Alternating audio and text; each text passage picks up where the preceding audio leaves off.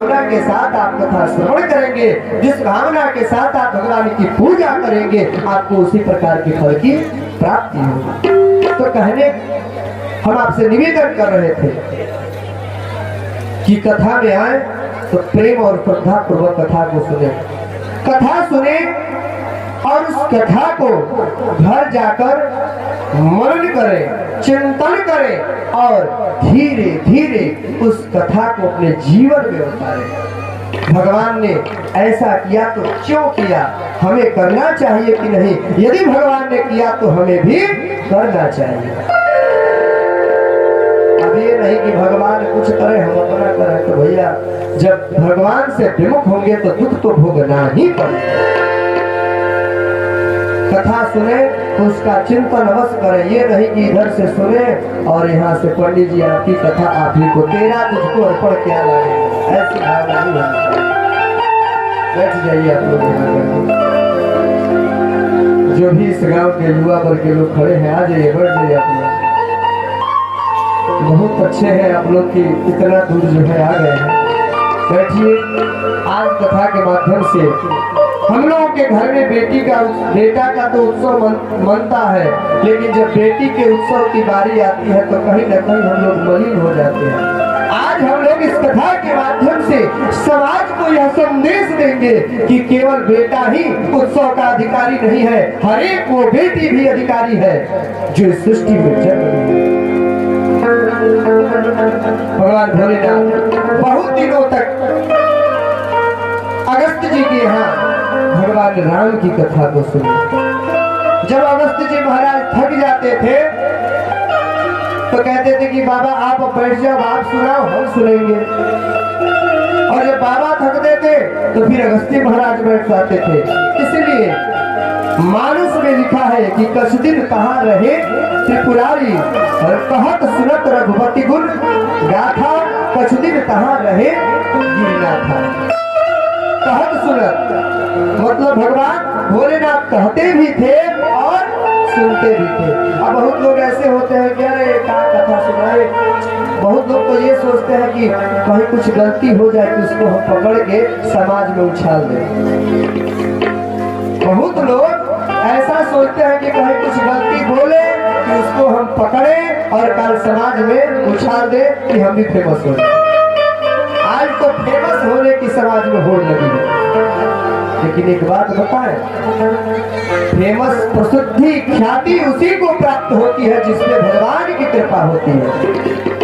आपसे हम निवेदन भी किए कि बेईमान और इंसान में अंतर कुछ बहुत ज्यादा नहीं है, गलती दोनों करते हैं। अंतर ये है कि इंसान उस गलती को सहजता से स्वीकार करता है और बेईमान इसको छुटलाते रहता है। तो गलती सबसे होती है। इसलिए कथा को यदि आप जानते भी हैं तो भी बैठकर प्रेम पूर्वक कथा को श्रवण करना चाहिए। घी का लड्डू चाहे टेढ़ो हो फायदा उतना ही करेगा। दाल में चाहे जितना घी डालो, तो चाहे गाय का हो चाहे भैंस का हो, घी तो घी होता है, फायदा तो होता है। बहुत दिनों तक भगवान भोलेनाथ कथा सुने। इसके बाद बोले कि अब सरकार हमको जाने का आदेश दे।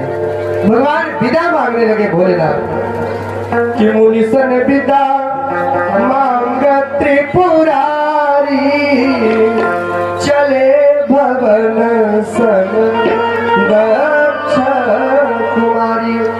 हम कल आपसे निवेदन किए थे कि जब भगवान भोलेनाथ माँ सती के साथ आए थे कथा सुनने के लिए तो तुलसीदास कितने विशेषण लगाए थे, किनको याद है?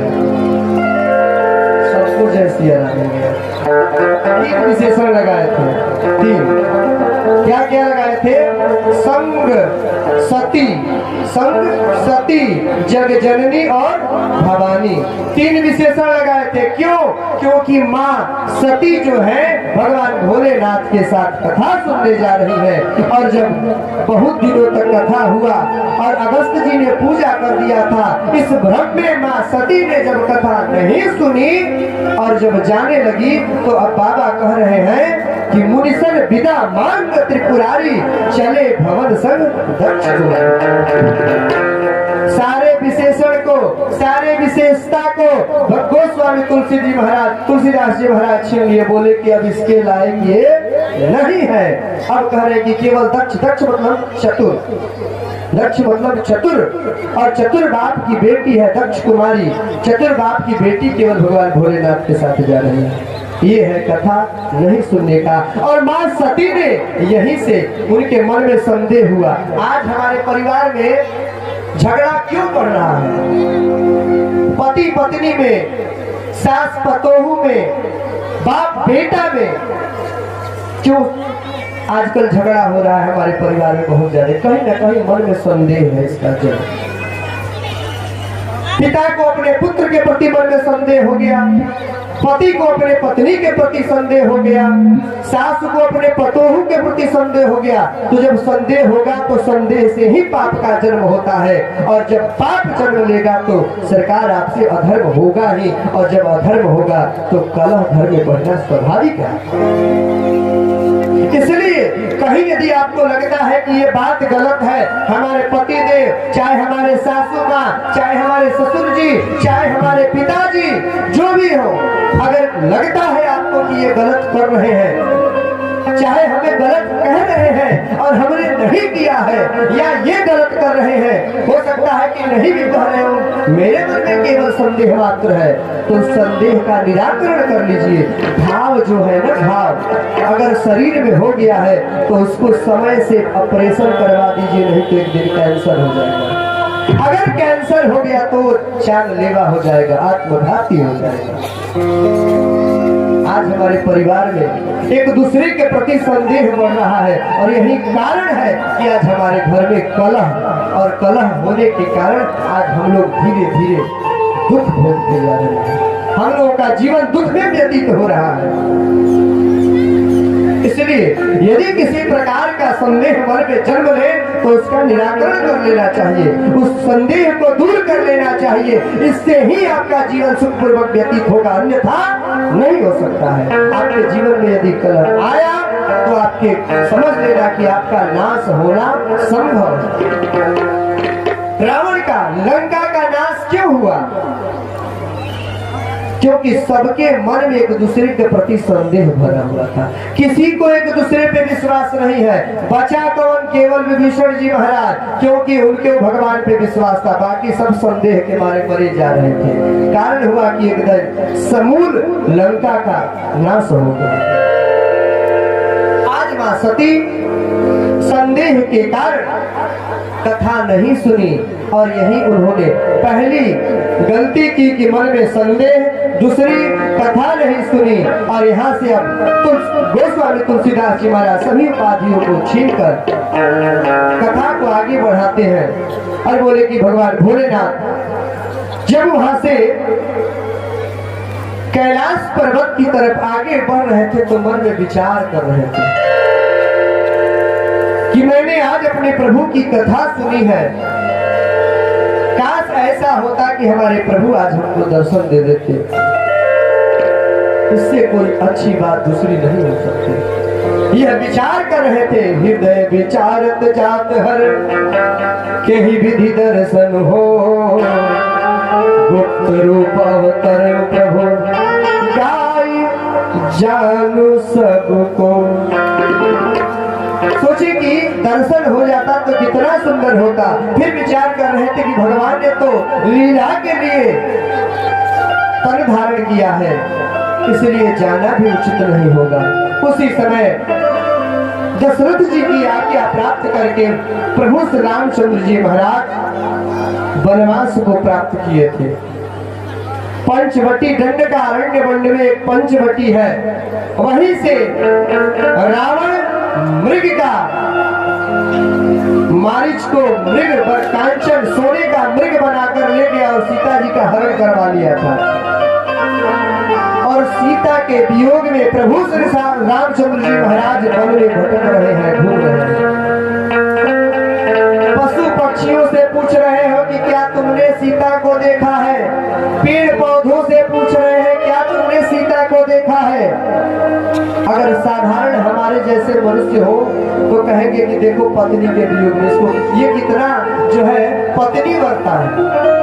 आज कल यदि हमारे समाज में कोई अपने पत्नी से बहुत प्रेम करता है या कोई कार्य जो है अपने पत्नी से पूछ कर करता है तो लोग कहते हैं कि ये पत्नी भक्त हो गए।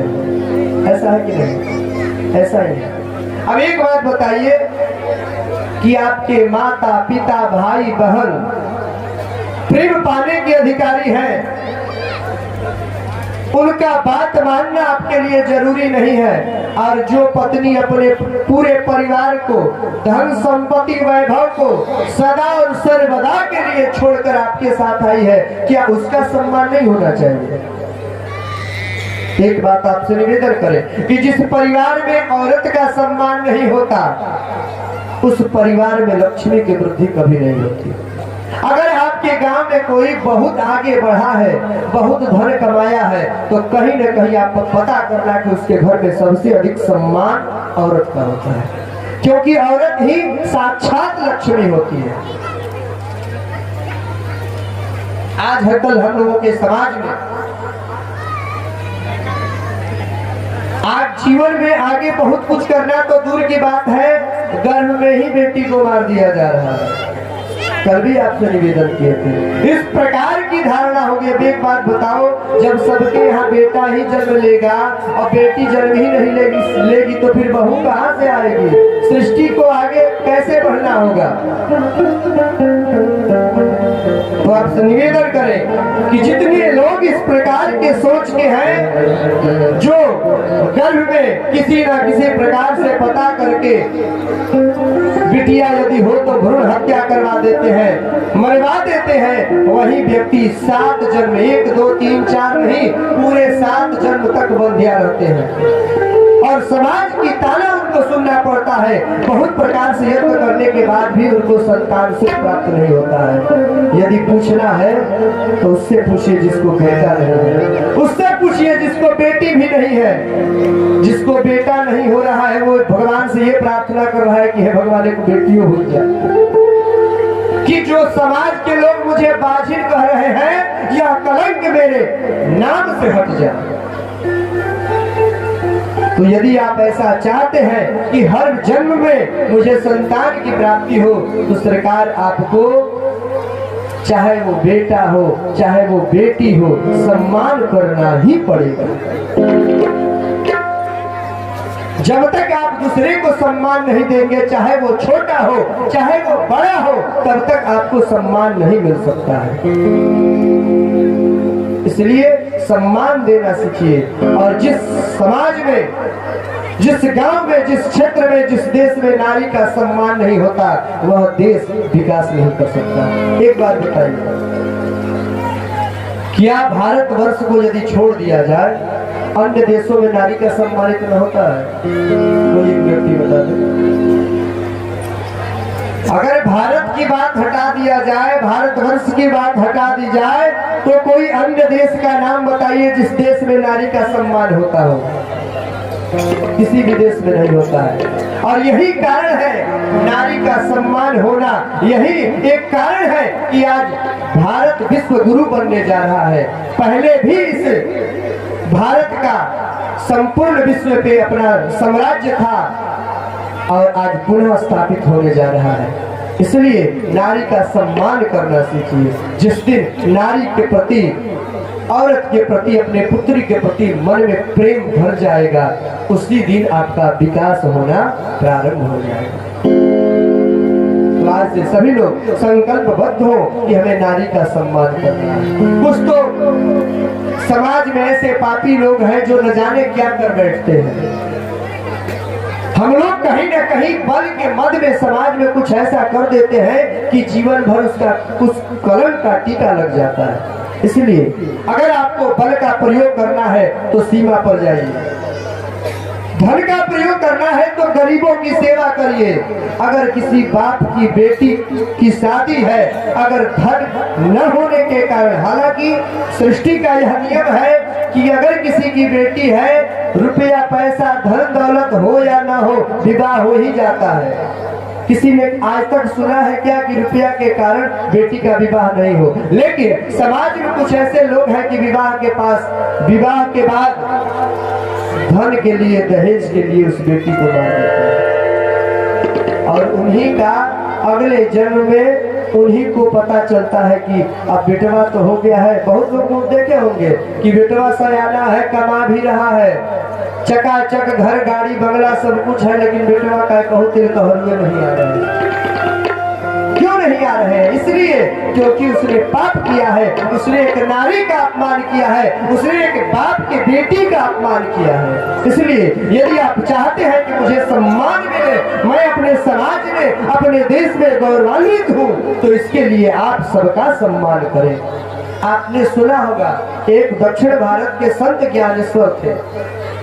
आपने संत ज्ञानेश्वर की कथा सुनी होगी कि संत ज्ञानेश्वर को भगवान का दर्शन एक कुत्ते में हो गया। संत ज्ञानेश्वर को भगवान का दर्शन एक कुत्ते में हो गया था। यह दक्षिण भारत की कथा है। और वहां संत ज्ञानेश्वर की जो है प्रतिमा लोग लगाते हैं, पूजा भी करते हैं। जो मुंबई इत्यादि गुजरात महाराष्ट्र में जो रहते होंगे वो लोग आपको बताएंगे। उनको कुत्ता में भगवान का, कल आपको बताए भी थे कि भगवान हर जीव में विद्यमान है। ईश्वर अंश जीव विनाशी, चेतन अमर सहज सुख राशि। भगवान हर जीव में है। किस प्रकार बहुत लोग प्रश्न खड़ा करेंगे कि तो भगवान कैसे है, दिखते नहीं है। तो बिनुपग चले सुने बिनुकाना, कर बिनु कर्म करे विधिनाना, आनंद रहित सकल रस भोगी, बिनुबानी बकता बड़ जोगी। वो परमात्मा कैसा है? उसका पांव नहीं है लेकिन चलता है, हाथ नहीं है पर सभी कर्मों को कर लेता है, आंख नहीं है फिर भी सीसीटीवी कैमरा लगा के रखा है, सब कुछ देख रहा है। तभी तो यहाँ से जाने के बाद हिसाब होता है। जीवा नहीं है, सभी रसों का स्वाद लेता है। मुख नहीं है, बहुत बोलता है, अर्थात उस परमात्मा का रूप नहीं है, वे निराकार है। और इसके बाद भी जब जब भगवान को भक्त याद करते हैं, भगवान आकर भक्त की मनोकामना पूर्ण करते हैं। इसलिए सृष्टि में सभी में भगवान है। जितने जीव है, चाहे पेड़ पौधा पशु पक्षी कुछ भी हो, चाहे इंसान हो चाहे जानवर हो, सभी में भगवान है और सभी का सम्मान होना चाहिए। किसी राम मैं सब जग जानी, करहु प्रणाम जो